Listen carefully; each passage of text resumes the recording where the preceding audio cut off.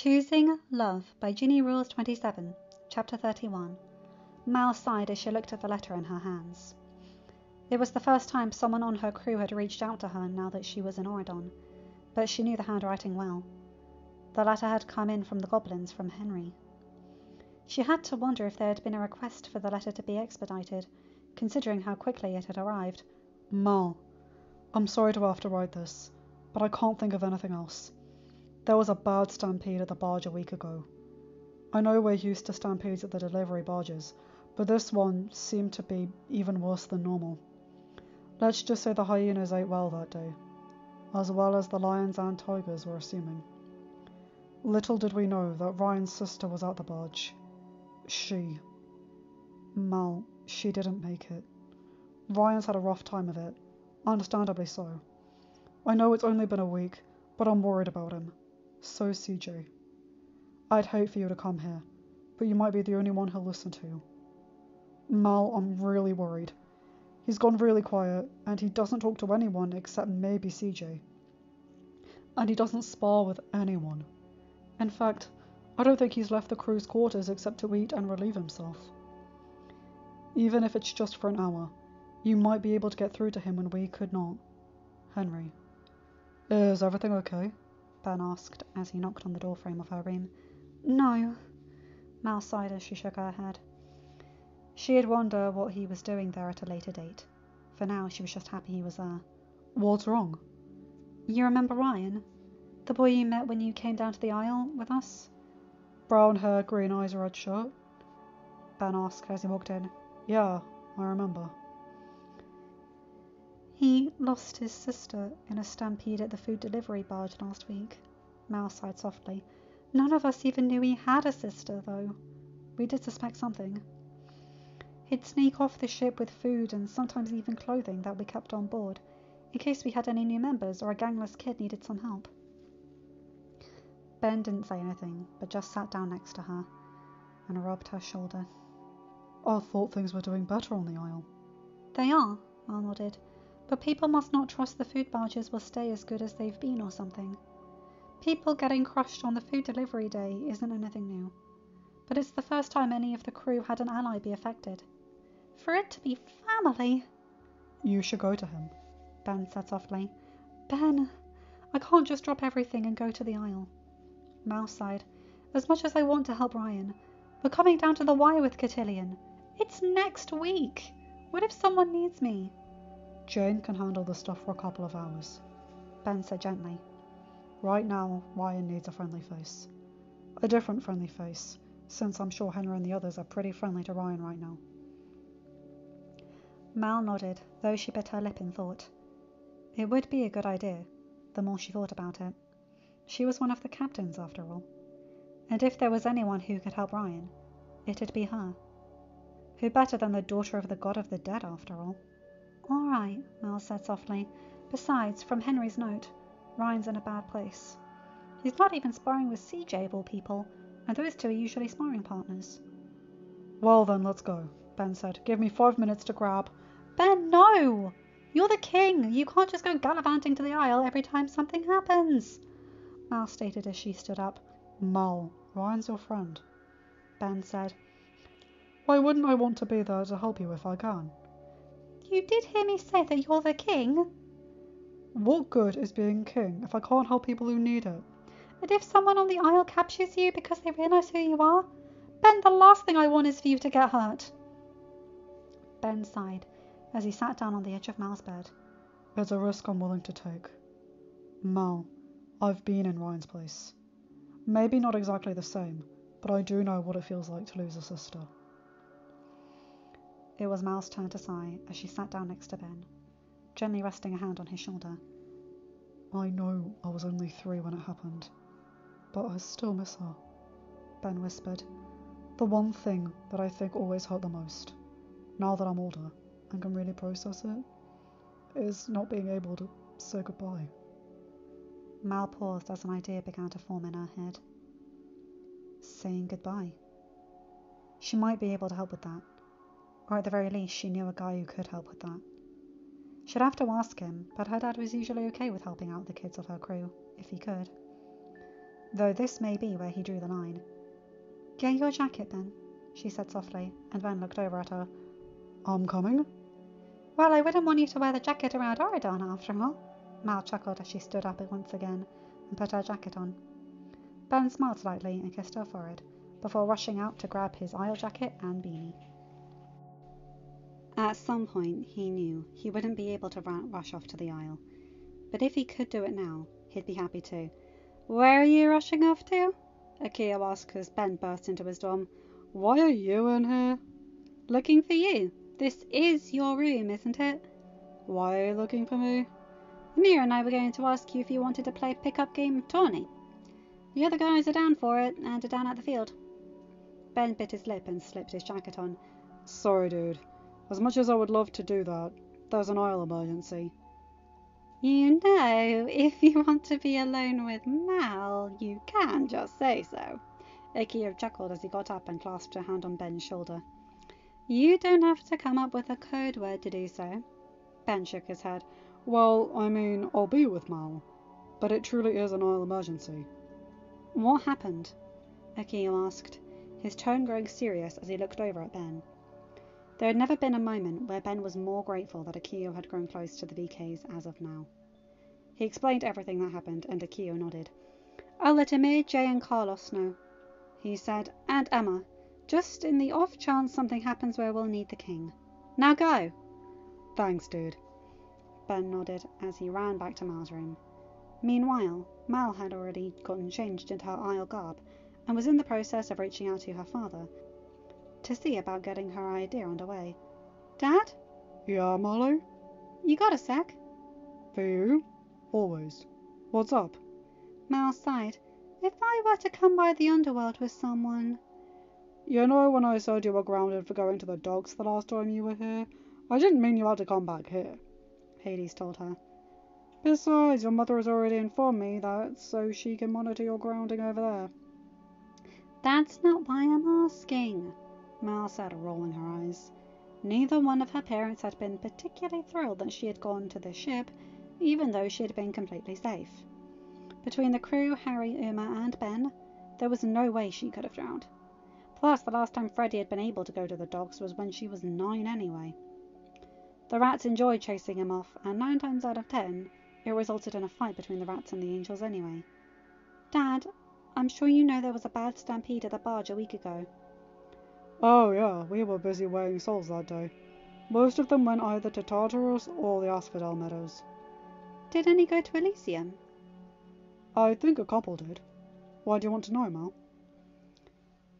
Mal sighed once again before she answered. Henry reached out to me. Apparently, Ryan had a sister who got caught up in the melee. Do you remember if a young girl with the last name Williams was sent to Elysium? Hades was silent, and Mal knew it was a big ask. After all, it wasn't as if Williams was that unique of a last name. Was the girl's first name Christine?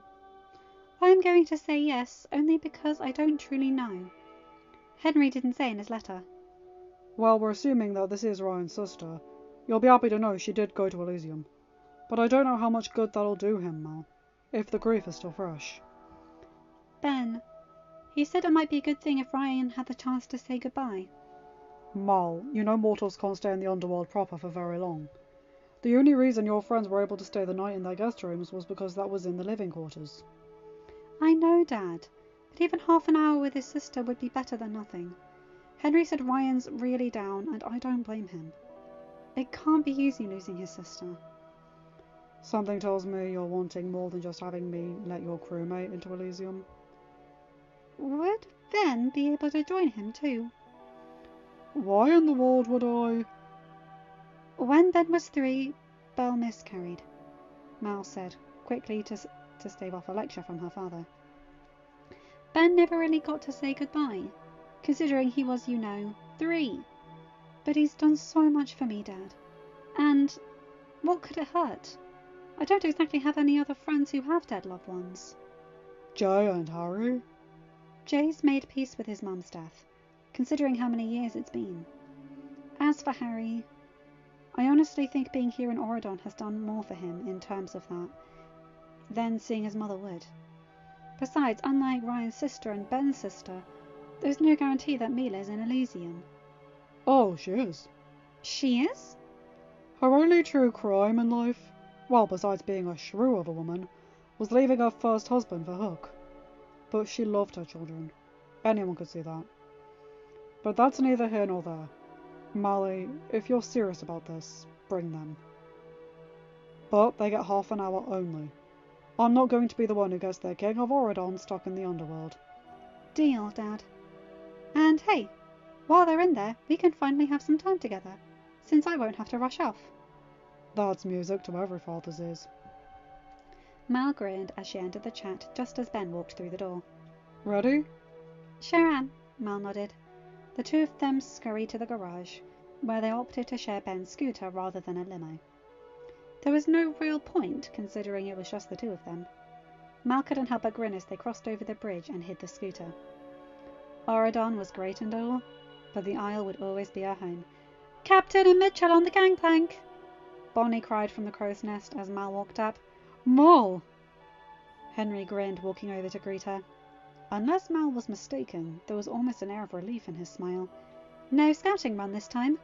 Ryan comes first, Henry stated, and Mal nodded. How is he? Henry sighed. In all honesty, I've no idea. He won't talk to anyone, Mal. Not even CJ. I know it's only been a week, but if he's bottling it up, it's only going to explode out of him at some point. Mal gave the older boy a small smile. I know, Henry. I know the motto of the Isle is you cry, you die. But that's never been the motto of this crew. And I would hope it never would be. Not unless the crew has changed it without my knowledge, Henry said quickly. You cry, you die? Ben asked softly, looking at Mal. Mal shrugged. It's rougher for the VKs here than it is in Oridon, Henry told him. But if you guys are probably on a time crunch, Ryan's in the crew quarters. Mal nodded and went to go into the crew's quarters. It was empty, which was normal for that time of the day. The only lone person in there was the brown-haired crew member she was looking for. Why? Mal asked, as she sat down on the edge of the mattress. Mal? Ryan asked in shock, his voice raspy, as if he hadn't used it in a while. Then again, Mal thought, he probably hadn't. What are you doing in there? Henry wrote me. Said you were having a bad go of it after the stampede last week. Mal said gently, giving the younger boy a kind smile. I wanted to come over and check on you. Ryan sighed and rolled over on his side. I just really want to be alone, Mal, he said softly. From what I heard, you've been on your own all week, Mal stated. I came all this way to be with you. I'm not going just because you tell me to. Ryan shrugged. Do what you want, Mal. You're the captain, and the one dating the king. You want me to have Mitchell come in here? Mal offered, not exactly used to this almost sullen attitude from the normally bright and happy crew member. She remembered Ryan had liked Ben in the time they had interacted. No offence to the new guy, Mal, but there's no way he'll understand the roughness of the Isle, since he's been living in Borodon all this time, Ryan said with a small sigh. Mal gave Ryan a small, sad smile. I think he'll understand more than you think. But come on, I've got something I want to show you. What is it? Ryan asked, not wanting to get up, but knowing that when his captain was asking something, it usually wasn't a request. It's a surprise. Really? You're not even going to give me a hint? That'll ruin the surprise, Mal told him as they made their way to the deck. You'll like it though, trust me. Last time someone on the Isle said that it wasn't a nice surprise, Ryan muttered, and Mal had to hold back a wince at the reminder. She hadn't even realised how similar her words had been to Scar's. Grabbing Ben, the three of them made their way to the underworld in silence. Wait, Mal, am I in trouble? Ryan asked as he realised where they were heading. What? Of course not. Mal shook her head. But you don't normally take crew to the underworld. There's someone I think you need to talk to, Mal told him as they entered the underworld. Hades walked over to them and handed Mal a golden necklace with an hourglass on it. Half an hour, Mal, he said as a reminder. Any more and they risk getting stuck there permanently. I know, Dad, Mal nodded. They? Ben muttered. I need to talk to my dad, but I was hoping you could stay there with Ryan, Mal muttered back. It was a partial lie, of course. She hoped Ben would stay with Ryan. Ben nodded, and the three of them made their way to a golden door surrounded by green vines. Mal knew this door. It was the door to Elysium, where the souls of the good and pure belonged, after their life string was cut by Atropos. Even if she hadn't checked with her dad, she knew a young girl on the Isle probably would have ended up there. Ryan? Ryan froze, as a petite, brunette girl came running up to him. Even though she was transparent, he knew her hair was brown, just like he knew her eyes were bright blue.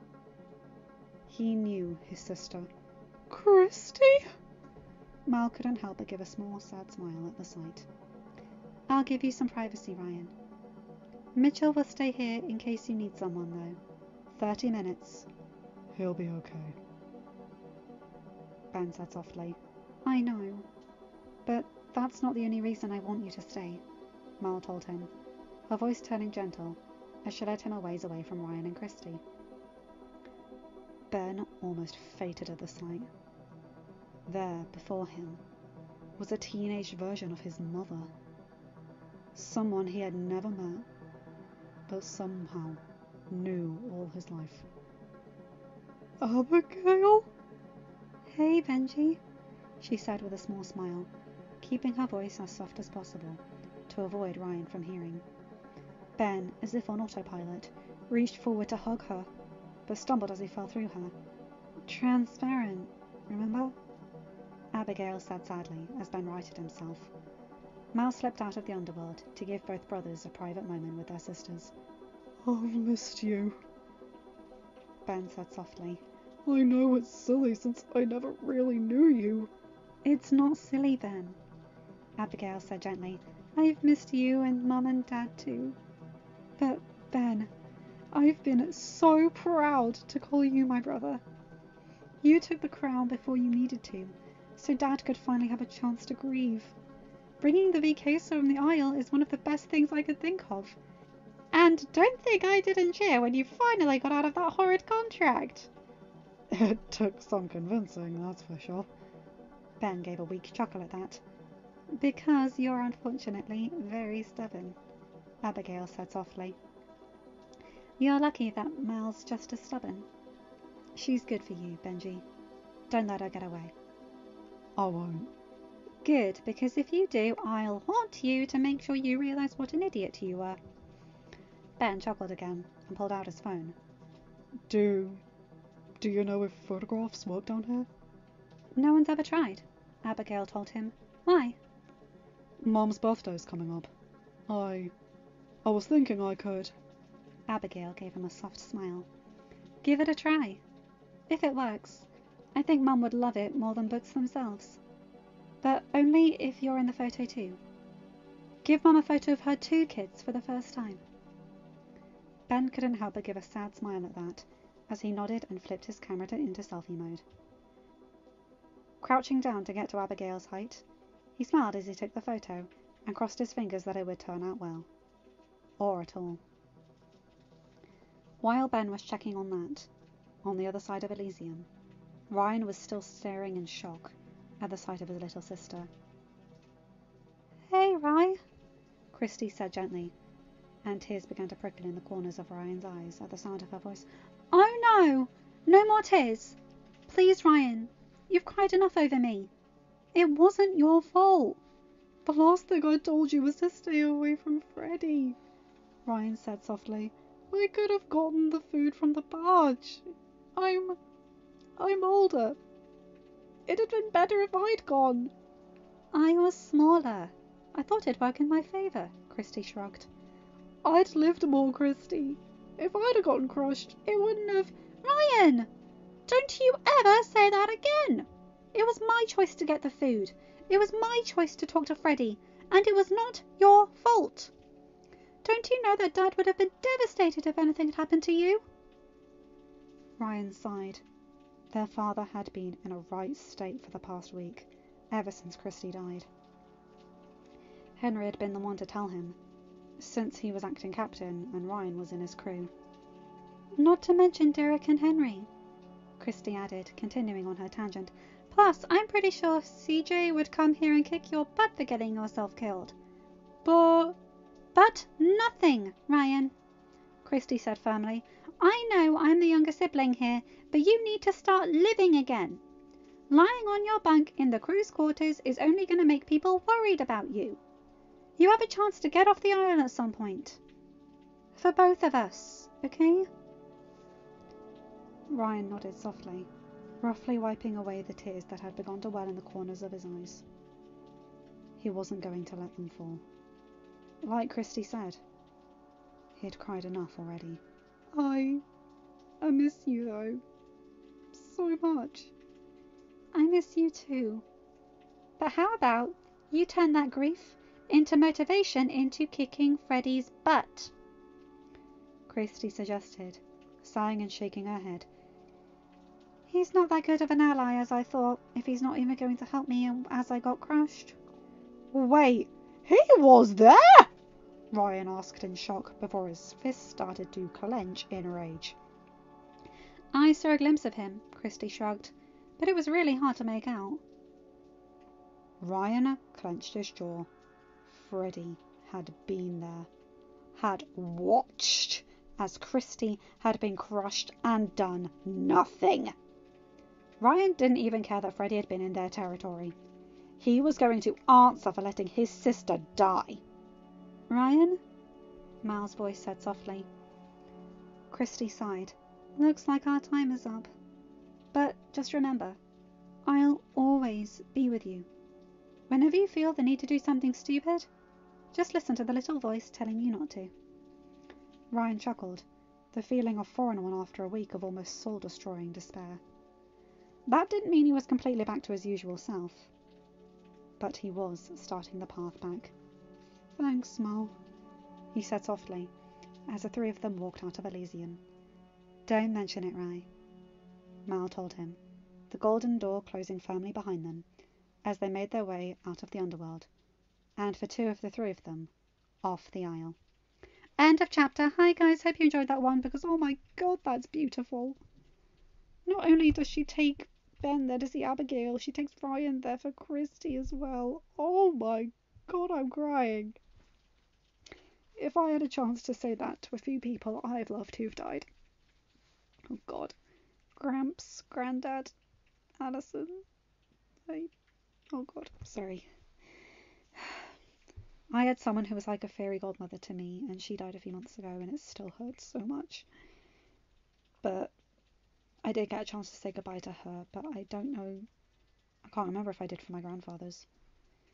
If someone was able to do this for me, I would be eternally in their debt. What Mal does here is nothing short of angelic.